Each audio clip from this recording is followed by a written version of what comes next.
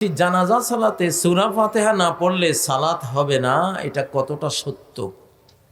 সালাতটা পূর্ণাঙ্গ হয় না আর কি।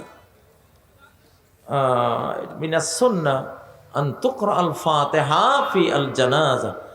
প্রথম তাকবীরের পরেই রাসূল সাল্লাল্লাহু আলাইহি সাল্লাম এবং সাহাবীরা তারা আউযু বিল্লাহ বিসমিল্লাহ শেষে সূরা ফাতিহা পড়তেন।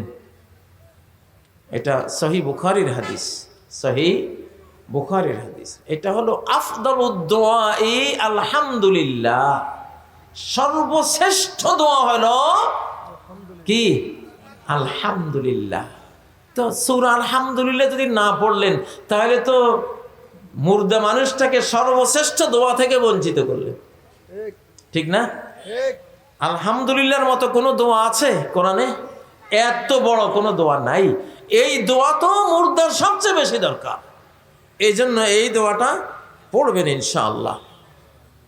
তবে আমাদের বাংলাদেশে হানাফি মাযহাবে সূরা ফাতিহা যদিও পড়ে না, হানাফি মাযহাবের বহু আলেম সূরা ফাতিহা পড়াকে সুন্নাহ বলেছেন।